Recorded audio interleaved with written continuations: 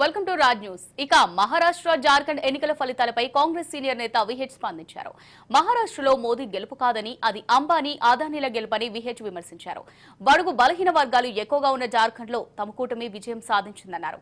వైనాడ్లో ప్రియాంక గాంధీ గెలుపు చారిత్రాత్మకమైనదని అంటున్న కాంగ్రెస్ సీనియర్ నేత విహెచ్ తో మా ప్రతినిధి Raju face to face. Maharashtra Jharkhand ఎన్నికల ఫలితాలు ఈ రోజు వెలువడ్డాయి. అయితే ఈ ఎన్నికలపై మనతో మాట్లాడేందుకు కాంగ్రెస్ పార్టీ సీనియర్ నేత మాజీ ఎంపీ విహెచ్ గారు మనతో ఉన్నారు. ఆయనతో మాట్లాడే ప్రయత్నం చేద్దాం. సార్, ఈ రోజు వస్తున్నటువంటి రిజల్ట్ మహారాష్ట్ర కావచ్చు, జార్ఖండ్ కావచ్చు, కాంగ్రెస్ పార్టీగా ఎట్లా చూస్తారు సార్? మహారాష్ట్ర ఎన్నికలలో తప్పనిసరిగా డబ్బుల ప్రవాహం జరిగిందని సంజయ్ రావుత్ శివసేన నాయకుడు చెప్పడం జరిగింది.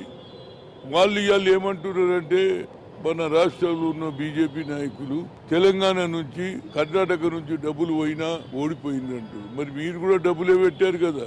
మైనార్టీలను ఓట్లు చీల్చడానికి కూడా కొన్ని ప్రాంతాలలో ప్రయత్నం చేశారు. ఏదైనా ఈ గెలుపు ఏదైతే బీజేపీ మాది నరేంద్ర మోడీది అమిత్ షాది అంటున్నారు, నా ఉద్దేశంలో దీని వెనుకాల అదానీ అంబానీలు ఉన్నారు. ఇది అదానీ అంబానీ గెలుపు అని నా ఉద్దేశం. ఏదైనా జార్ఖండ్లో గెలవడం జరిగింది ఏఎంఎం అండ్ ఇండియా కూటమి, అది నాకు శుభసూచకం. దీంతోపాటు ప్రియాంక గాంధీ గారు వైనాడ్లో 3,60,000 తన తమ్ముడు గెలిస్తే అక్క 4 లక్షల పైన అంటే రికార్డు ఖాయం చేసింది. ఆమె తప్పనిసరిగా వచ్చే రోజులలో ఆమె ప్రభావం ఉంటుంది. ఇందిరాగాంధీ మనమరాలుగా ఆమెకు పాపులారిటీ ఉన్నది.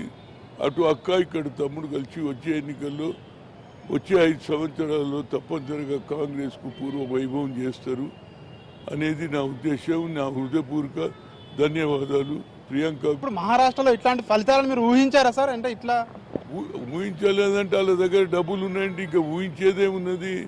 డబ్బుల ప్రభావం వాళ్ళ కోట్ల రూపాయలు వాళ్ళ దగ్గర. వాళ్ళు ఏమంటున్నారు, 2 రాష్ట్రాలు మీకు, అన్ని రాష్ట్రాలు మీకే ఉన్నాయి కదా. బీజేపీ రాష్ట్రాలు ఉన్నాయో అవి ఉన్నాయి. దాని తర్వాత బీజేపీ నాయకుడే ఈ దేశానికి ప్రధానమంత్రి ఉన్నాడు కాబట్టి అదానీ అంబానీ దీనికి బాధ్యుడు.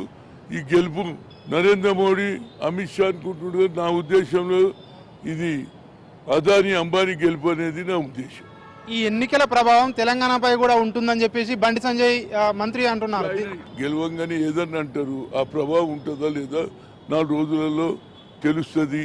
ప్రజలు ఓట్లేసే వాళ్ళు మారుతుంటుంది. మొన్నటిదానిక మీరే పార్లమెంట్లో మేము గెలిచినాం ఎక్కువ సీట్లు, మళ్ళీ ఇవాళ మీరు వచ్చింది కదా, ఎట్లొచ్చింది అనేది లెక్క. మా దగ్గర అంత డబ్బు లేదు, మీ దగ్గర డబ్బు ప్రవాహం ఉన్నది. ఇది డబ్బుతోటి గెలిచినటువంటి ఎలక్షన్ అనేది నా ఉద్దేశం. సో ఇది కాంగ్రెస్ పార్టీ సీనియర్ నేత వి హనుమంతరావు చెప్తా ఉన్నారు. మహారాష్ట్రలో ఏదైతే వచ్చాయో ఈ గెలుపును ఇది కాంగ్రెస్ పార్టీ ఓటమి కాదు, ఇది అంబానీ అదానీ గెలుపులాగా మాత్రమే కాంగ్రెస్ పార్టీ చూస్తుందని చెప్పి కూడా ఆయన విమర్శలు చేస్తా ఉన్న పరిస్థితి కనిపిస్తా ఉంది. కెమెరా పర్సన్ అమర్నాథ్తో రాజ్ న్యూస్, గాంధీ భవన్ నుండి.